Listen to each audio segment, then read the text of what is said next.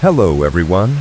Today we dive into 5 haunting Hong Kong urban legends you've never heard before. Now relax and let the stories begin. A few years ago, I opened a small photography shop on a quiet street corner. The business wasn't exactly bustling, but it provided a steady income. Every morning, I hung fresh photos outside the shop to advertise and draw in customers. But most days, I found myself sitting behind the counter, yawning, waiting for someone, anyone, to walk through the door. Customers were scarce, and the long, quiet hours stretched endlessly. One weekend, the doorbell chimed, breaking the monotony. It was the first customer in a week, and my heart lifted at the sound. I glanced up to see a young woman step inside. She was slim, with delicate features and a striking, almost ethereal beauty. Her presence felt like a breath of fresh air in the stagnant shop. I greeted her warmly, asking what kind of photo shoot she had in mind. She didn't answer right away. Her expression was tinged with sadness, and there was an awkwardness about her that piqued my curiosity. I invited her to follow me to the studio area to explore the sets and discuss photography styles. As we walked, I expected her to share her vision, but what she said caught me off guard. With a calm, almost chilling determination, she stated she wanted a portrait like those used for worship altars. Her words hung in the air, stark and unsettling.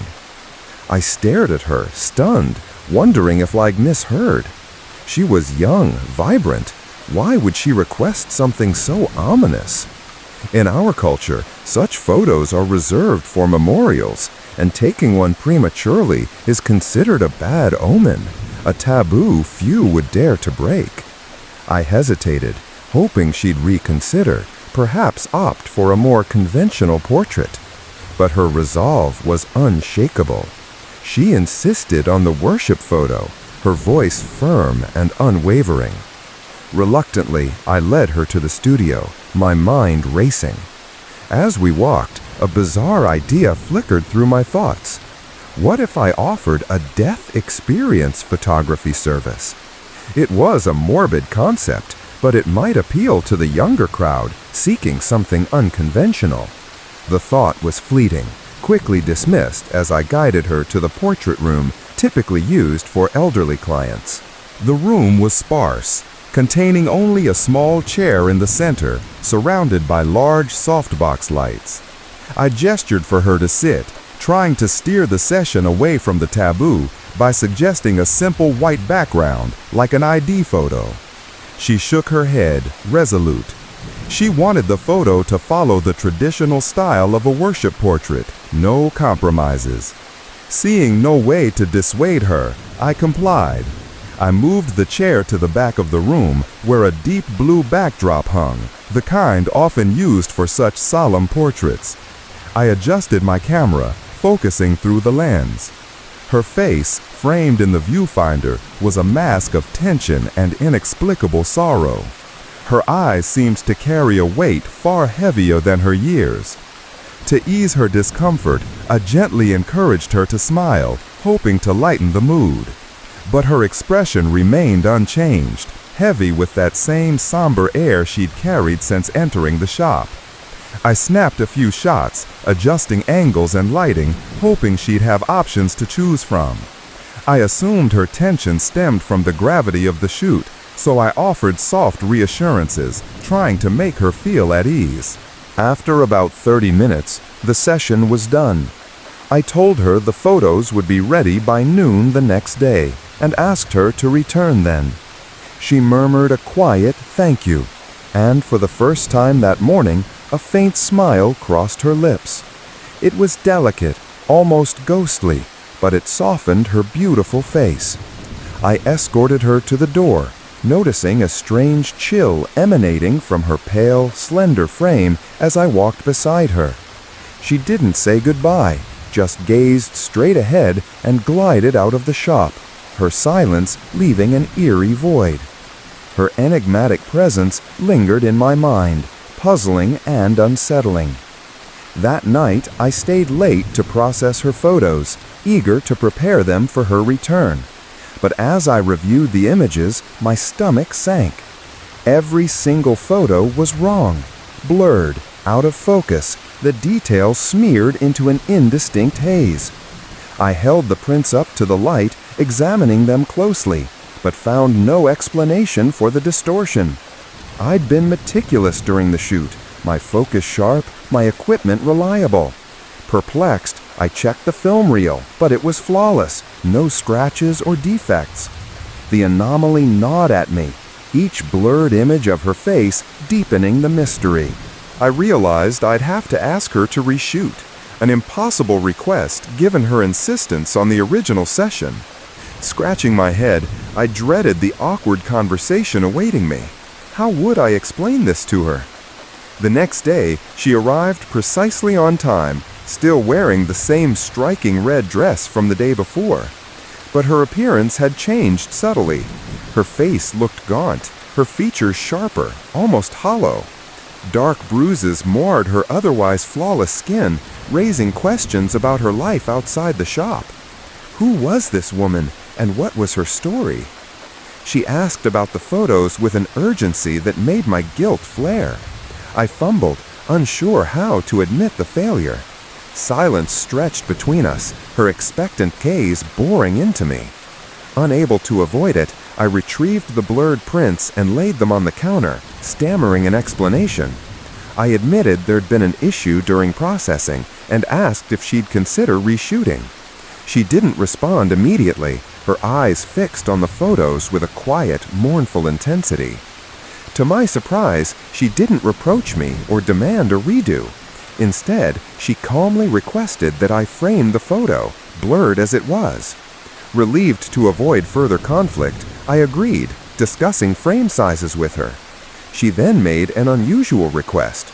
She asked me to deliver the framed photo to her home, promising payment upon arrival. The task seemed simple enough, so I nodded, gathering the framed print and following her out of the shop.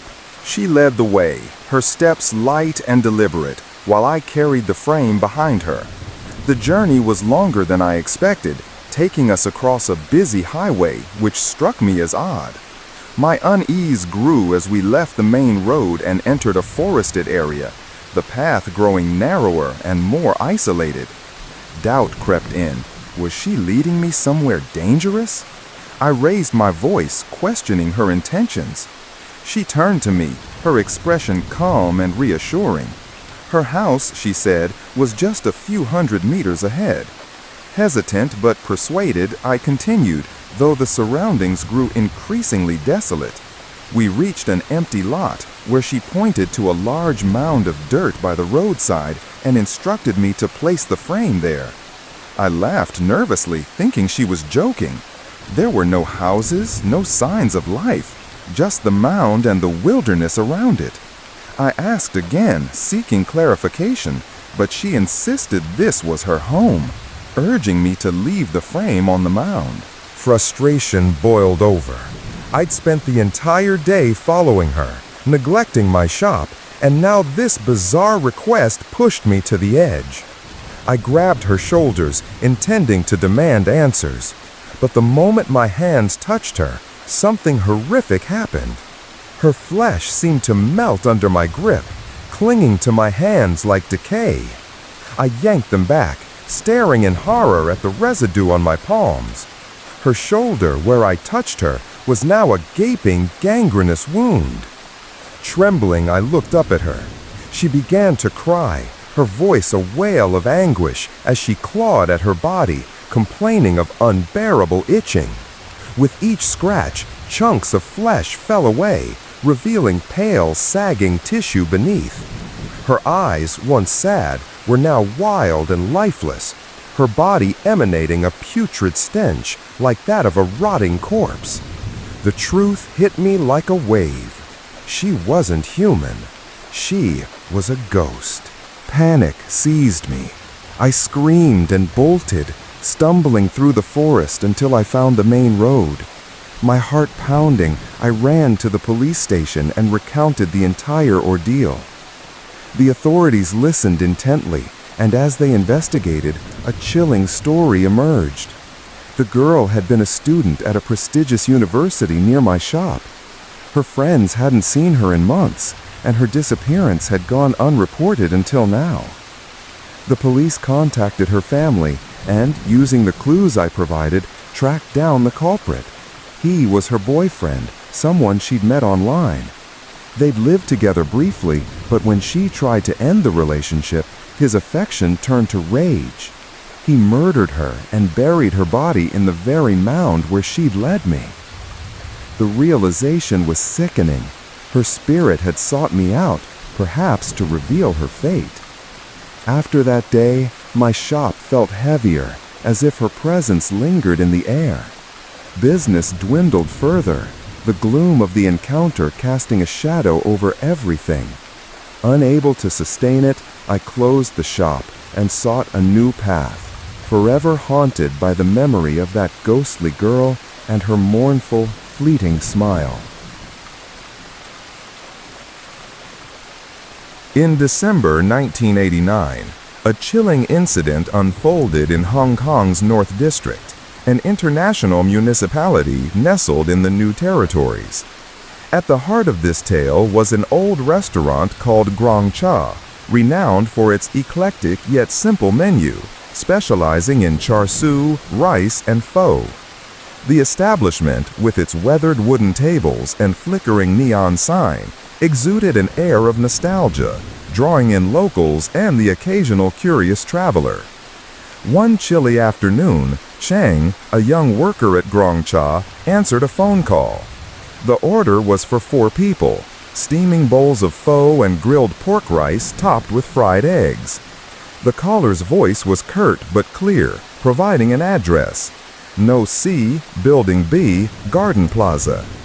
Chang, ever diligent, grabbed a pen and notepad, scribbling down the details. "It's at No. C, Building B in the Garden Plaza, isn't it? Okay, I'll deliver it to you right now," he confirmed before hanging up. The restaurant was bustling that day, but the address was straightforward, and Chang didn't anticipate any trouble finding it. He packed the food carefully, the aroma of grilled pork and fragrant pho filling the air, and set off on his delivery. The Garden Plaza was an ancient, crumbling complex, its faded paint and cracked walls giving it an eerie, forsaken appearance. As Chang approached Building B, a gust of cold wind swept through, sending a shiver down his spine. The building looked as though it hadn't been occupied in years. Its windows were dark, and old posters littered the ground, curling at the edges. Chang double-checked the address, his breath visible in the chilly air, and climbed the creaky stairs to number C. He pressed the doorbell, its shrill ring echoing through the silent hallway. No response. He waited, the wind howling outside, and rang the bell again. Still nothing. The silence was unnerving, broken only by the rustle of papers skittering across the floor. Growing impatient, Chang rang the doorbell repeatedly, but the door remained shut. Doubt crept in. Had he misheard the address during the restaurant's chaotic lunch rush? Or worse, was this some kind of prank? Frustrated, he turned to leave, his sneakers squeaking on the worn floor. Just as he took a step, a faint sound came from behind the door, a muffled rustling, like someone struggling to open it. Chang froze. The sound grew louder, accompanied by a low, raspy voice, too indistinct to make out. With a slow, agonizing creak, the door cracked open, revealing a sliver of darkness inside.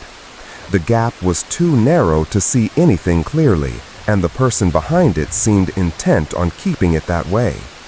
"Leave the food at the door," the voice rasped, barely audible. A hand slid through the gap, holding out a banknote. The hand was strange, pale, almost unnaturally so, with long, bony fingers.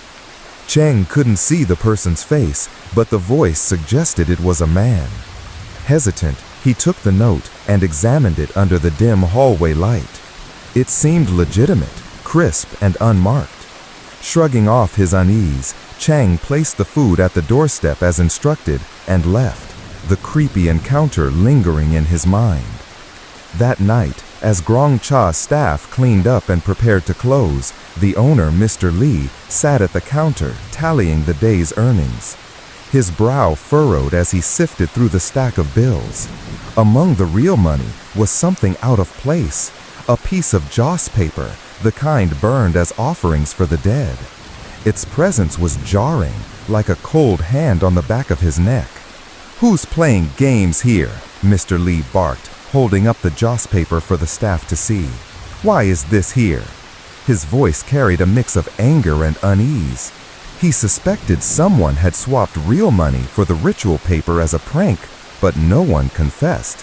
Furious, he crumpled the joss paper and tossed it into the trash, determined to prevent such nonsense in the future. The next day, another order came from the same address at Garden Plaza, requesting the same meal, pho and grilled pork rice with eggs for 4. Mr. Lee, still rattled by the previous night's discovery, confirmed the order himself and sent Ching to deliver it. The scene at number C was eerily familiar. Ching rang the doorbell, but no one answered. The same posters fluttered in the wind, and the building felt just as desolate. After several unanswered rings, the door creaked open slightly, and the same raspy voice instructed him to leave the food. Once again, a pale hand extended a banknote through the gap. Cheng left the food and returned to the restaurant, the strange encounter gnawing at him. That evening, as Mr. Lee counted the day's earnings, his worst fears were confirmed. Another joss paper lay among the bills, its ghostly presence mocking him. "Who did this? Do you think I'm an idiot?" he roared, his face red with fury. The staff exchanged uneasy glances, unsure how to respond. Cheng, feeling guilty, recounted the odd deliveries to number C, the silent building, the unseen resident, the strange hand. Mr. Lee's anger gave way to curiosity. If this mysterious customer kept ordering, he'd get to the bottom of it. The following day, as expected, another order came from No C, identical to the previous ones. Determined to uncover the truth, Mr. Lee decided to make the delivery himself. He arrived at the decrepit building, the air heavy with an unnatural stillness. He rang the doorbell, and after a long wait, the door opened just a crack. The same raspy voice instructed him to leave the food, and a hand passed him a banknote. Mr. Lee scrutinized the bill under the dim light, flipping it over repeatedly. It looked perfectly normal. He placed the food at the door and left, his mind racing with questions. Back at the restaurant, Mr. Lee set the bill from No C aside, separate from the others, determined to watch it closely. As he tallied the rest of the day's income, he kept glancing at the note, half expecting something to happen. When he finally checked it that evening, his blood ran cold. The bill, which had seemed so ordinary, was now a joss paper, its pale, ghostly texture unmistakable. His cigarette fell from his lips and his mouth hung open in shock. Trembling, he grabbed the phone and dialed the police. "Police, it's me. Something awful has happened. Please come as soon as possible," he stammered, his voice shaking. The police arrived at Garden Plaza swiftly, but the scene was baffling. The doorbell at No C was broken, its wires rusted and frayed. No one answered their knocks.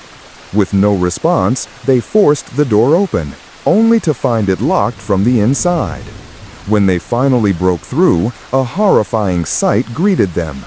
In the center of the room stood a mahjong table, surrounded by several corpses, their bodies shriveled into dry skeletons, their flesh long since decayed. A pool of dried blood stained the floor, and the air was thick with the stench of death.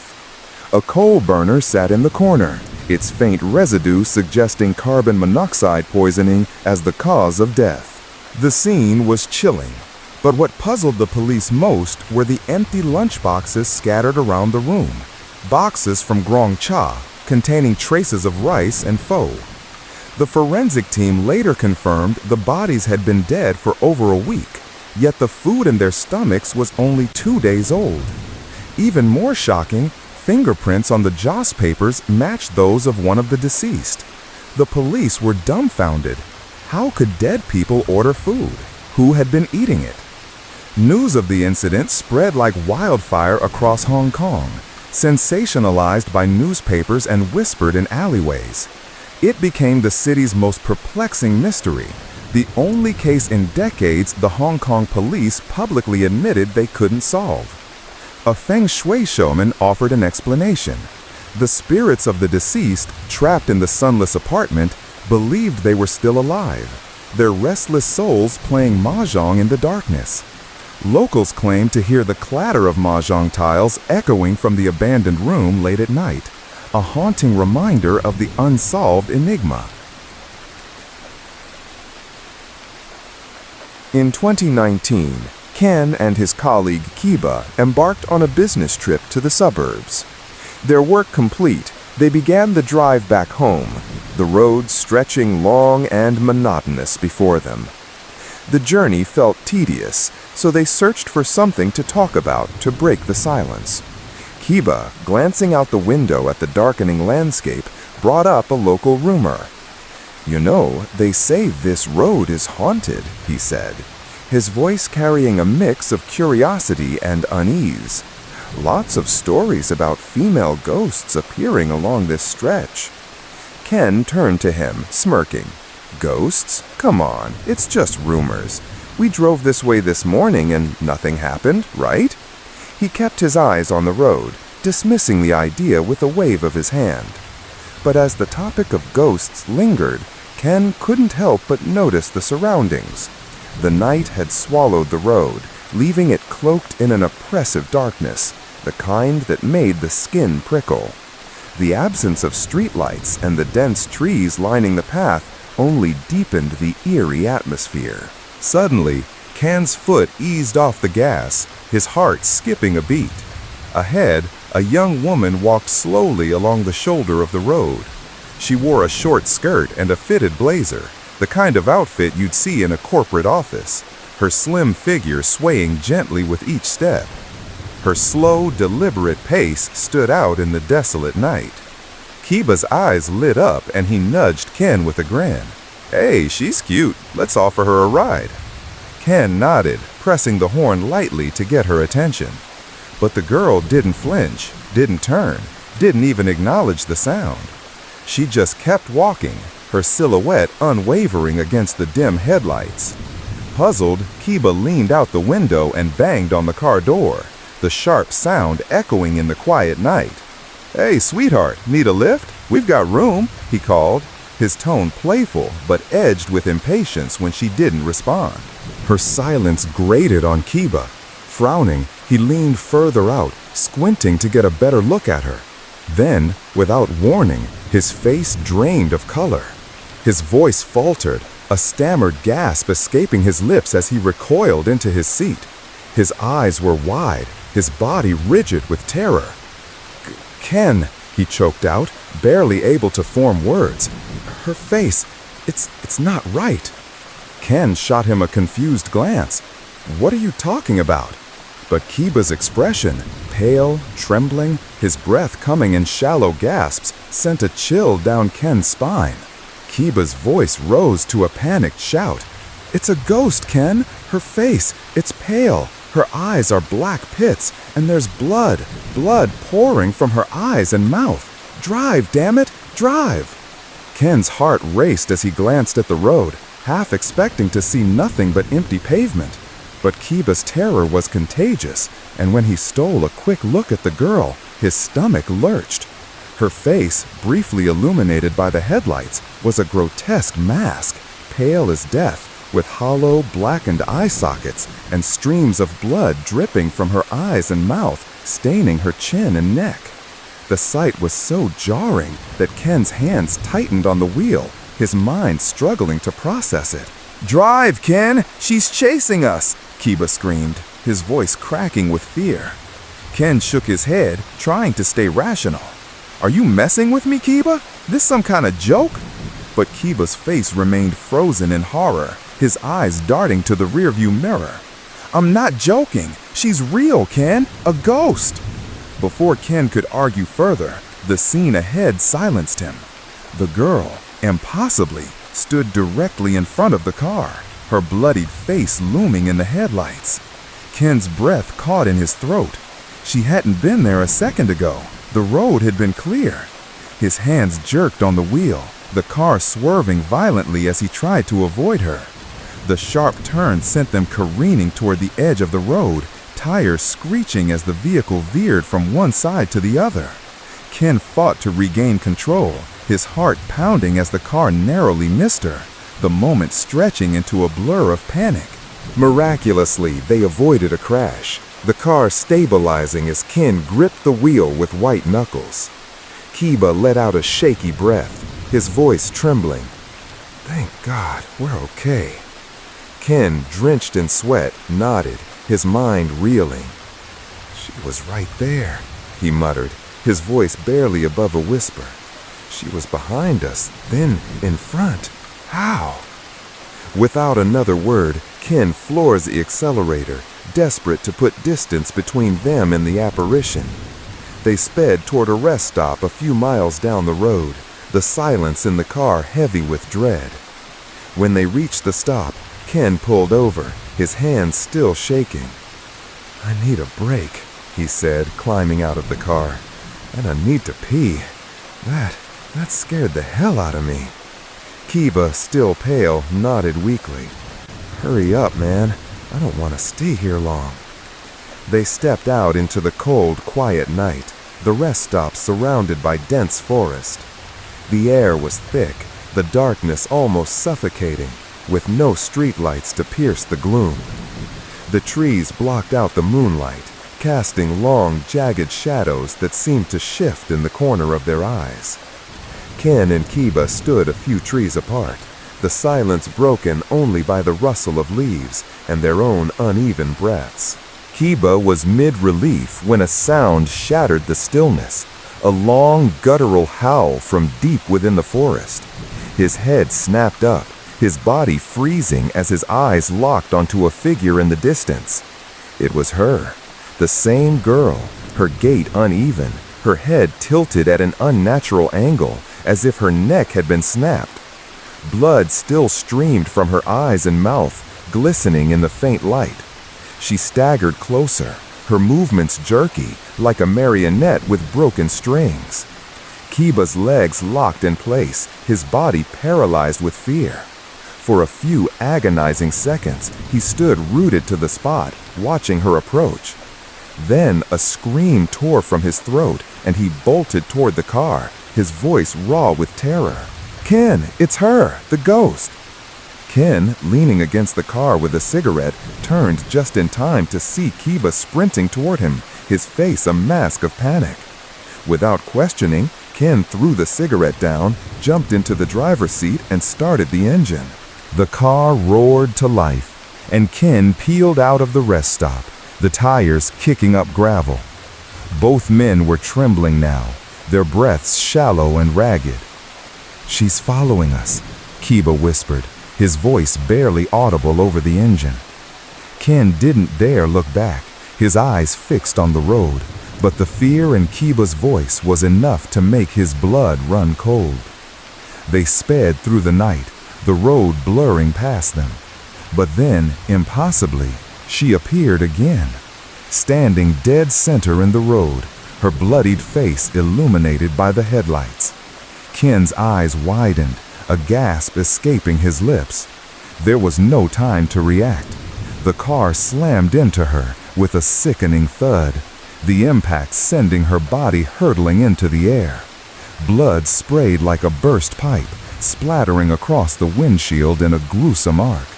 A mass of long, tangled hair slapped against the glass. And then her face, her horrible bloodshot face, pressed against the window, her eyes bulging, her mouth gaping in a silent scream. Ken's hand slipped on the wheel, his mind blank with terror. The car veered wildly, crashing into a utility pole with a deafening crunch. The pole shuddered but held, sparing them from being crushed. The front of the car was mangled, the windshield shattered, glass glittering on the dashboard.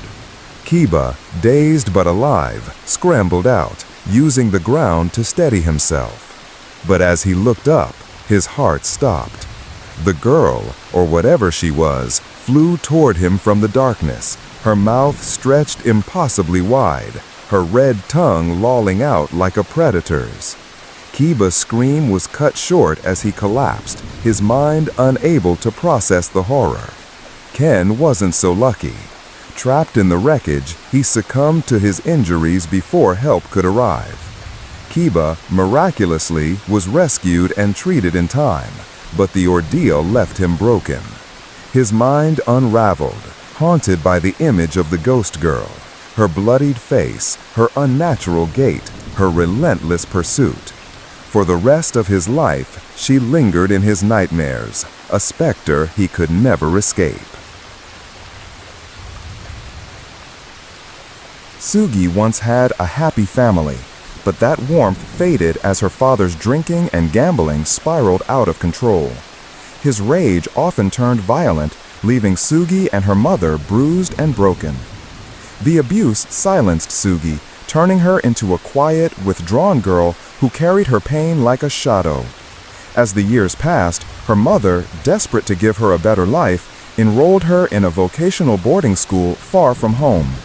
The distance was meant to shield Sugi from the chaos, and the school's dormitory offered a practical solution for both studying and living. The registration process was straightforward, the paperwork simple, and soon Sugi was ready to move in. She packed her belongings, followed the school's instructions, and arrived at the dormitory to settle in, preparing for her first day of classes. The dorm room was modest, furnished with 4 bunk beds for 4 girls. Sugi met her roommates, Yoko, Anna, and another girl, and they quickly bonded, sharing stories and laughter as they unpacked. The camaraderie felt like a fresh start, a chance to leave her troubled past behind. But that first night, as the others drifted into sleep, Sugi lay awake, unsettled by the unfamiliar surroundings. The creaks of the old building and the faint hum of the night kept her on edge, her mind too restless to rest. In the dead of night, a strange sound jolted her. It was Anna, lying on the bunk across from Sugi's, singing a haunting, aimless tune. The melody was loud, jarring, and it roused the entire room. Yoko, irritated, fumbled for the light switch, casting a harsh glow over the scene. Anna sat upright in her corner bed, her voice drifting through nonsensical lyrics, her eyes distant. The singing wasn't just disruptive, it was eerie, sending a chill through the room. Worried about attracting the dormitory supervisor's attention, Yoko quickly flicked the light off, plunging them back into darkness. The girls gathered around Anna's bed, their voices soft but urgent. "Anna, what's wrong?" Yoko asked, concern lacing her irritation. But Anna didn't respond, her singing unbroken, her expression vacant.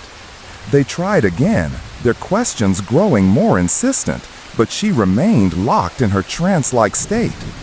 Then, without warning, Anna erupted into a manic laugh, a sound so unhinged it made Sugi's skin crawl. In the dim moonlight filtering through the window, Anna's appearance was horrifying. Her hair tangled like a bird's nest, her normally rosy skin drained to a sickly pallor, as if all the blood had left her body. She looked like a ghost, her face gaunt and unnatural.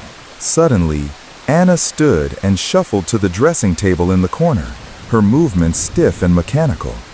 She sat before the mirror, still humming her strange tune, ignoring the girls' attempts to reach her. No one dared approach at first, the atmosphere thick with unease. Sugi, unable to watch her friend in such a state, stepped forward, her voice gentle. "Anna, come on, let's get you back to bed." But as she drew closer, Anna's body began to tremble violently. She let out a series of sharp, cackling laughs, her head tilting back, her eyes rolling upward until only the whites were visible. The sight was terrifying, like something from a nightmare. The other girls gasped, frozen in fear. "She's sleepwalking," Yoko whispered, her voice trembling. "Or something worse." Suji, desperate to help, grabbed Anna's shoulders, shaking her gently to snap her out of it. But the moment she touched her, Anna collapsed onto the bed, her body limp. Seconds later, her eyes snapped open, wide and unseeing, foam bubbling at her mouth. Her limbs twisted unnaturally, her body convulsing in a way that made Suji's heart race with panic. The girls screamed, their voices echoing in the small room. Suji, horrified, thought she'd caused this, her hands trembling as she backed away. "We need to get her to the medical room," she cried. Together, they hoisted Anna onto their shoulders, her body unnervingly light, and rushed through the dark corridors to the school's medical room. Halfway there, Anna stirred, her eyes fluttering open. She stared at Sugi and the others, her expression blank and confused. What's happening? Why am I here?" she mumbled, her voice weak. Relieved but bewildered, Sugi gently lowered her to the ground. Anna seemed disoriented but unharmed, so they all returned to the dorm room, the night's events hanging over them like a storm cloud. Back in the room, Anna sat on her bed, surrounded by her worried roommates. Her voice shaky, she recounted what she remembered. Before bed, she'd been brushing her hair at the dressing table, the mirror reflecting her tired face. Then a wave of exhaustion hit her, and her memory went blank. She had no recollection of the singing, the laughter, or the convulsions, only a vague sense of being pulled into a fog. The girls exchanged uneasy glances. Anna's story was unsettling, and the fact that it had happened in their room made it worse. Over the next few weeks, the strange behavior repeated. Anna would wake in the night, singing, laughing, or staring into the mirror, her face pale and her eyes vacant. The other girls began to feel it too, a creeping dread that something was wrong with the room itself. Unable to cope, Anna requested a leave of absence and moved out, hoping a change of scenery would free her from the episodes. Time passed, and a new girl moved into Anna's old bunk. Sugi hoped the nightmare was over, that Anna's departure had broken whatever curse lingered. But one night, the new girl, Leela, repeated the same horrifying pattern. In the middle of the night, Sugi woke to see Leela sitting at the dressing table, her eyes wide and glassy, her lips blackened as if kissed by death. She hummed the same aimless tune Anna had, her movements slow and unnatural. The girls watched in terror, too afraid to intervene after what happened with Anna. Eventually, Leela staggered back to bed, collapsing into a deep sleep as if nothing had occurred. The next morning, the girls turned on the lights and gathered around Leela's bed. Sugi gently shook her awake. Leela blinked, confused, as the others stared at her. "Why are you all looking at me like that?" she asked, rubbing her eyes. Sugi hesitated, then explained the night's events. How Leela had sat at the mirror, her face ghostly, her behavior uncanny. Leela frowned, insistent. "I've never sleepwalked. You must be mistaken." But her denial only deepened the group's unease. Sugi couldn't shake the feeling that something sinister haunted their room. Determined to find answers, she asked other students and staff about the dorm's history, but the responses were hostile. The moment she mentioned her room, people clammed up, their faces tightening. Some even shouted at her to leave, refusing to speak further. The lack of answers weighed heavily on the group. The room felt oppressive now, its walls closing in. Then it happened to Sugi. One night, as she slept, a voice, low and guttural, pulled her from her dreams. Her eyes snapped open, her heart pounding. She felt watched, the air heavy with a presence. Glancing to her side, she saw it, a towering black shadow looming over her bed. Her body froze, her mouth opening to scream, but no sound came. The shadow's presence was suffocating, its form indistinct yet terrifying. Sugi's vision blurred, a wave of sleepiness washing over her, pulling her under like a tide. She couldn't move, couldn't think. The shadow glided closer, its skeletal hand reaching out, bony fingers grazing her arm. The air grew colder, thick with the stench of decay, like a rotting corpse. Sugi's eyes widened as the figure's face came into view, pale, with glowing, lifeless eyes that bored into her soul. Then, against her will, her body moved. She sat up, climbed out of bed, and walked to the dressing table. Her hands, trembling, picked up the comb, her movements not her own. In the mirror, she saw a reflection that wasn't hers. A woman with hollow eyes, her face twisted in a grotesque smile, brushing her hair with slow, deliberate strokes. Sugi's heart raced. With a surge of willpower, she tore her gaze from the mirror and stumbled back to her bed, her body shaking uncontrollably. The other girls, awakened by the commotion, rushed to her side, their faces pale with fear. "Sugi, what happened?" Yoko whispered, her voice trembling. Sugi, still trembling, recounted the shadow, the woman in the mirror, the loss of control. The girls exchanged looks of dread. They had all seen the same thing, felt the same presence. One of them, desperate to fight back, suggested confronting the entity, but no one knew how.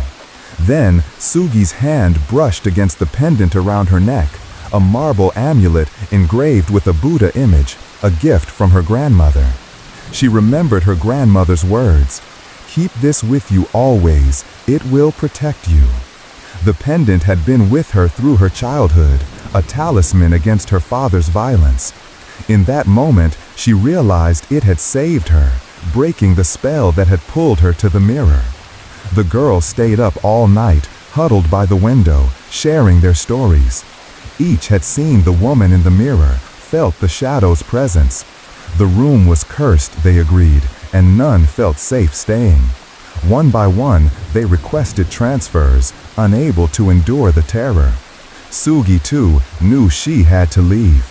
The room was a trap, a place where nightmares became real. As she packed her things and waited at the bus stop to return home, an older man approached. He was a long-time resident of the area, his face weathered but kind. Sensing her distress, he spoke softly. "You're from that dorm, aren't you?" he asked. Sugi nodded, and he sighed, glancing nervously at the building. That room, it used to belong to a female warden. She was attacked by the superintendent, violated in the worst way.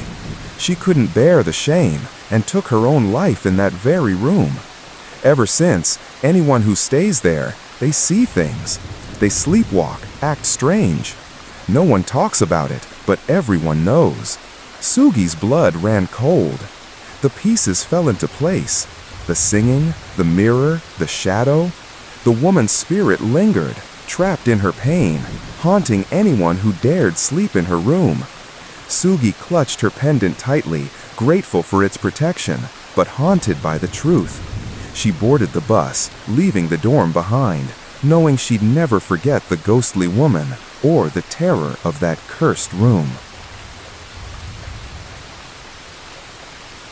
Higo, a real estate agent, arrived at a sprawling mansion for an important meeting with a wealthy landlord. As he stepped through the grand entrance, the landlord greeted him with an eager warmth, quickly pouring tea and offering him a seat. Higo, feeling a touch of nerves, thanked him shyly and began asking about the property. Their conversation flowed smoothly, covering the contract details, commission rates, and the mansion's selling price. Despite finalizing the agreement, Higo noticed a shadow of melancholy in the landlord's demeanor, a heaviness that seemed to linger in his eyes. Higo brushed it off, his mind fixed on the substantial profit this deal promised. He handed the landlord the completed contract, waiting for his approval.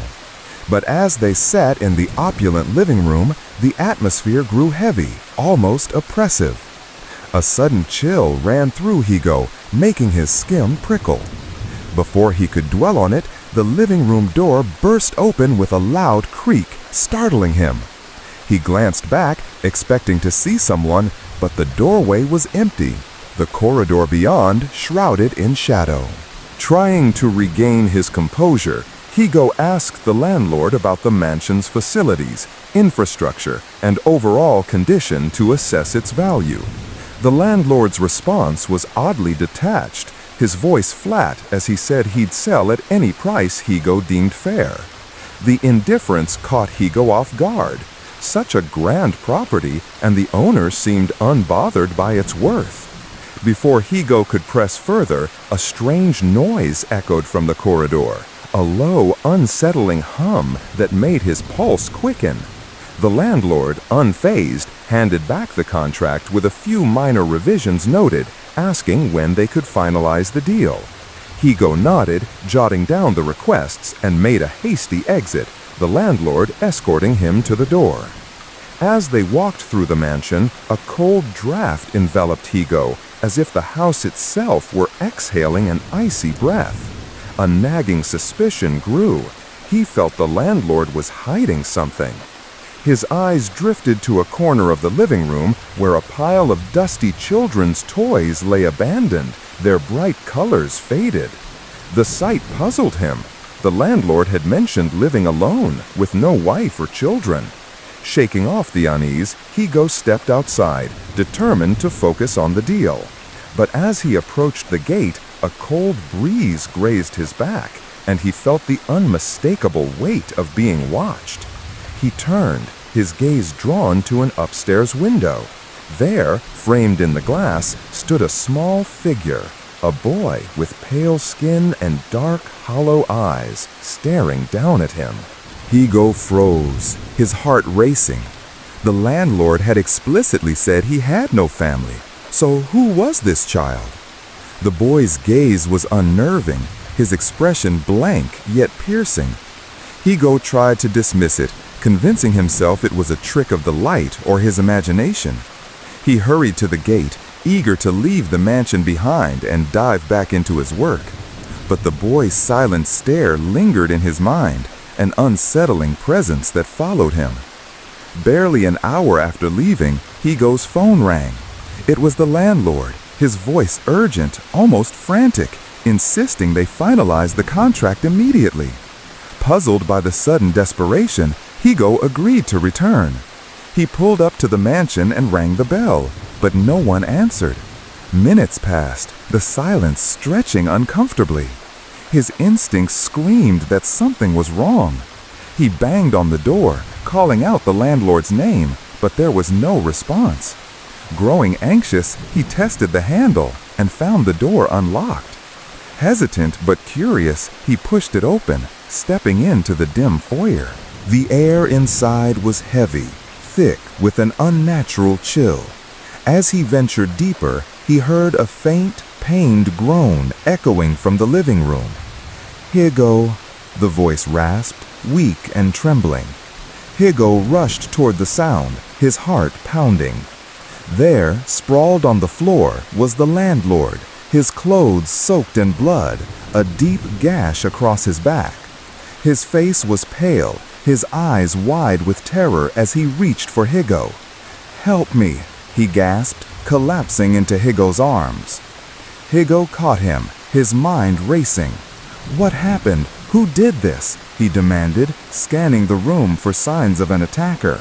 But the space was empty, no footprints, no weapons, no trace of anyone else. The landlord's breathing was shallow, his voice barely a whisper.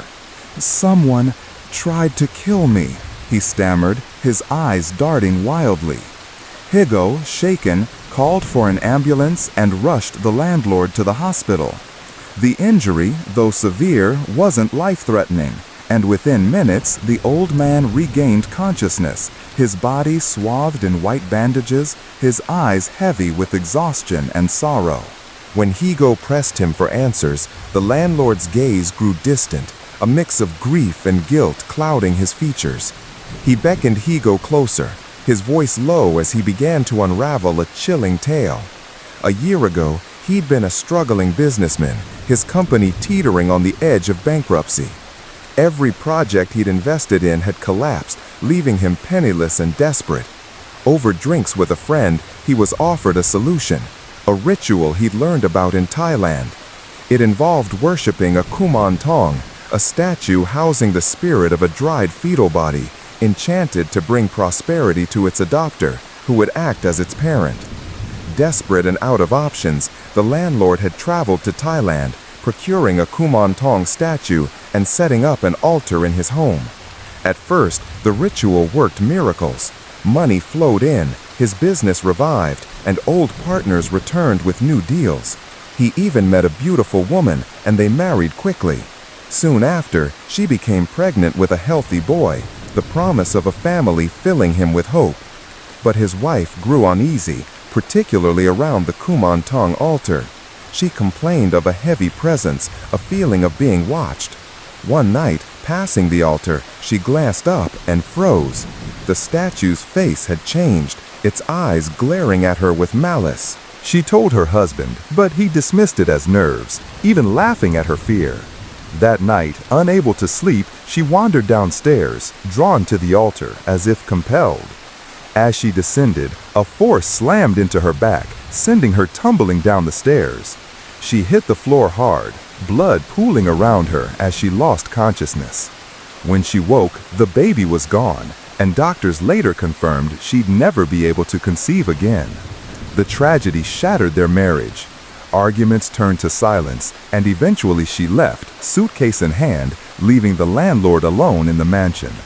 His career crumbled soon after, the kumantong's blessings turning to curses. Grief and guilt drove him to drink, his life spiraling further into ruin. One night, staggering home drunk, he glared at the statue on the altar, blaming it for his misery.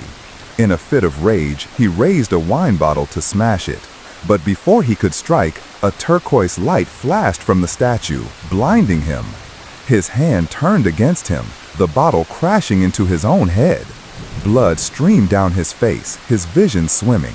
When he looked up, the kumantong's face had twisted into a ghostly smile, its eyes alive with malice. That day, when Higo visited, the landlord had decided to sell the mansion, desperate to escape the entity haunting him. As they spoke, a kitchen knife had flown from the table, slicing his cheek as he barely dodged its path. Stumbling in pain, he looked up to see the kumantong floating above, its eyes wide and white, its expression venomous. The furniture in the room had then erupted into chaos, chairs and tables hurtling toward him as if possessed, leaving him no chance to escape. Higo listened, his blood running cold. The story was unimaginable, yet the landlord's fear was undeniable. Shaken, he said his goodbyes and left the hospital, the weight of the tale pressing on him. As he drove away, his thoughts churned, replaying the landlord's words. Passing the mansion, he glanced at the for sale sign he'd planned to erect, once a symbol of a lucrative deal. Now it felt like a warning. He slowed the car, his eyes drawn to the upstairs window. There, the boy stood, the same pale figure with dark, hollow eyes. But now, his smile was wider, more sinister, a ghostly smirk that seemed to follow Higo as he sped away, the mansion fading into the distance, but never truly leaving his mind.